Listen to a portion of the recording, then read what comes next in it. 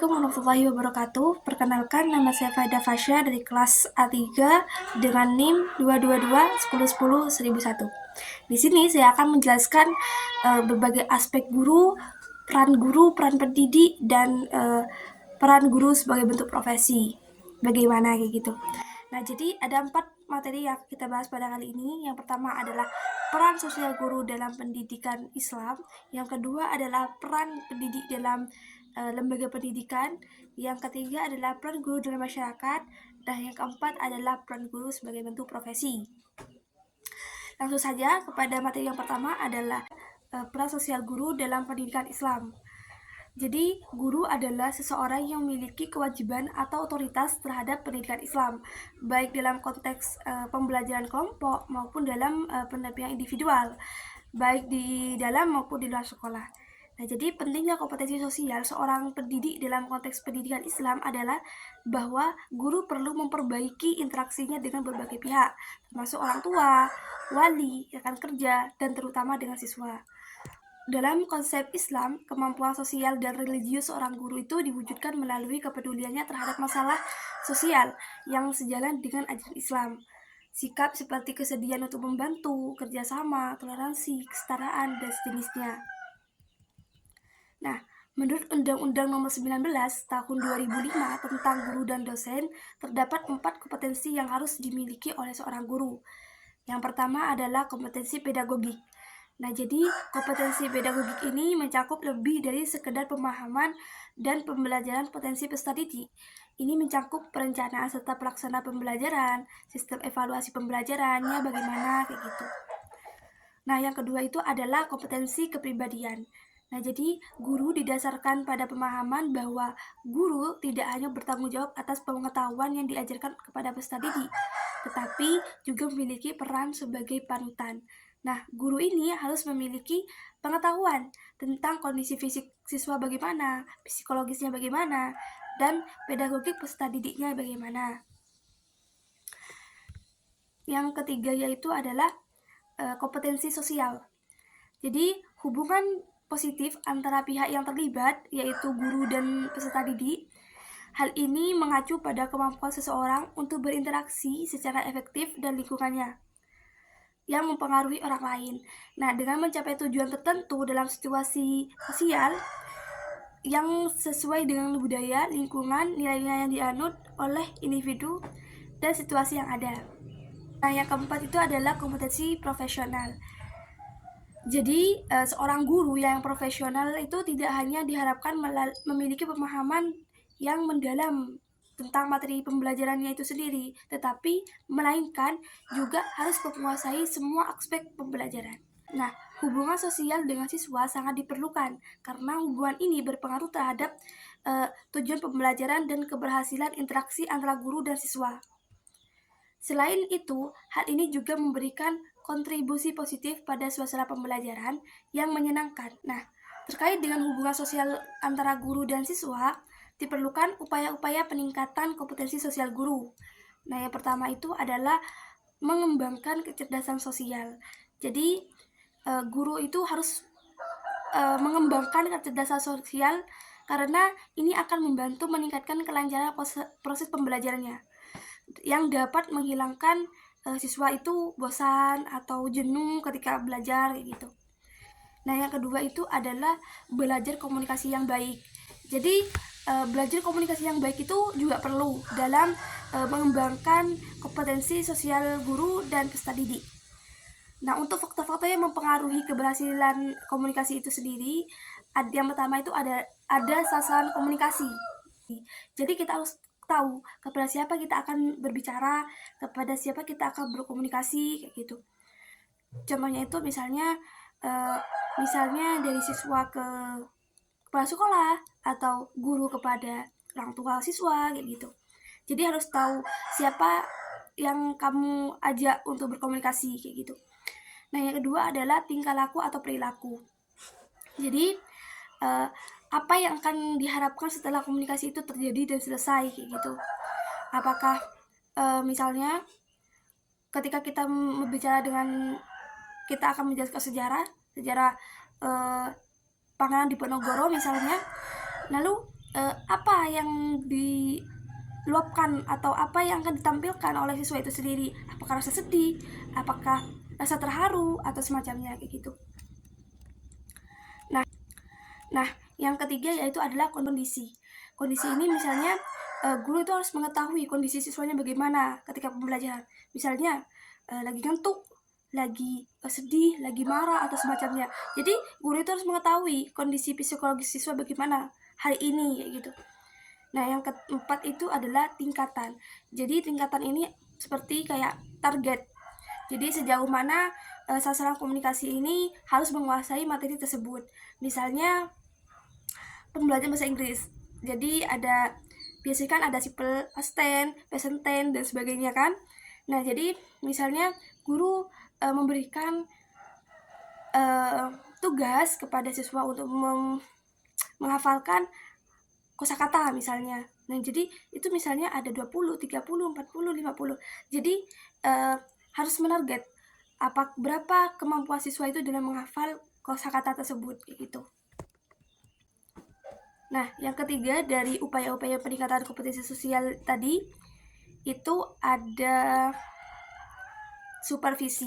Nah, jadi supervisi ini adalah tujuannya itu untuk mengevaluasi tingkat kompetensi sosial yang dimiliki seorang guru, pendidik, dan juga memberikan bantuan perbaikan dalam permasalahan pembelajaran yang dialami oleh siswa itu sendiri. Keempat itu adalah workshop. Nah, jadi peran guru bertemu dengan dan bersama-sama itu membicarakan serta mencari solusi untuk semua tantangan yang dihadapi, terutama dalam hal kemampuan sosial guru itu sendiri. Nah, yang kelima itu seminar. Jadi biasanya untuk meningkatkan kemampuan sosial guru itu harus mengikuti berbagai seminar atau pelatihan yang dapat mengembangkan kompetensi sosial yang dimiliki oleh guru tersebut, baik itu dalam pendidikan maupun di luar lingkungan sekolah kayak gitu. Nah, yang keenam itu adalah daftar pertanyaan. Nah, jadi misalnya itu jumlah guru menyiapkan lembar jawaban, terus orang-orang itu diminta untuk menjawab pertanyaannya secara tulis yang bertahap kayak gitu. Nah, yang dirancang untuk mengumpulkan data yang akan membantu dan menilai kemampuan sosial guru itu sendiri. Nah, untuk materi yang kedua itu adalah peran pendidik pada lembaga pendidikan. Jadi, peran para pendidik termasuk orang tua, guru, tokoh masyarakat ataupun pemimpin adalah untuk memberikan arahan dan panduan kepada anak didik agar mereka itu dapat meningkatkan pengetahuan, keterampilan, serta potensi mereka. Nah, jadi seorang pendidik itu memiliki peran yang sangat penting dalam kemajuan dunia pendidikan, khususnya dalam kegiatan belajar mengajar. Nah, pendidikan sebagai totalitas usaha dan tindakan dijalankan melalui 3 lembaga pendidikan, yaitu ada lembaga pendidikan keluarga, ada lembaga pendidikan sekolah, dan ada lembaga pendidikan masyarakat. Nah, ketiga lembaga tersebut itu memiliki hubungan erat dengan tanggung jawab yang bertujuan untuk mencapai tujuan pendidikan nasional. Jadi, pada lembaga keluarga itu pendidik atau orang tua bertanggung jawab untuk memberikan dasar-dasar bagi pengembangan anak sebagai individu, anggota masyarakat yang memiliki moral dan dimensi yang religius. Nah, sebagai lembaga sekolah, jadi tempat di mana anak-anak itu mengembangkan potensi dasar yang dimiliki dari orang tuanya. Nah, untuk meningkatkan kecerdasan intelektual mereka. Nah, yang terakhir itu ada pada lembaga pendidikan masyarakat. Jadi pendidiknya itu adalah masyarakat itu sendiri. Nah, di mana optimalisasi perkembangan dan aktualisasi diri setiap individu itu dapat tercapai.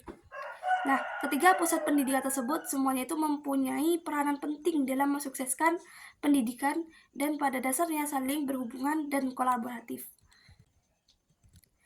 Nah, yang ketiga itu ada peranan guru dalam masyarakat. Jadi, peran guru dalam masyarakat itu sangat bergantung bagaimana masyarakat itu melihat kedudukan guru bagaimana. Terus, kedudukan sosial guru itu dapat berubah seiring waktu dan berbeda-beda di berbagai daerah. Nah, jadi guru itu harus menunjukkan komitmen atau integritas mereka sebagai agen perubahan, sekaligus penjaga nilai-nilai peradaban, sehingga masyarakat itu memiliki kepercayaan pada mereka sebagai pemimpin, pencerah, dan paduan masyarakat.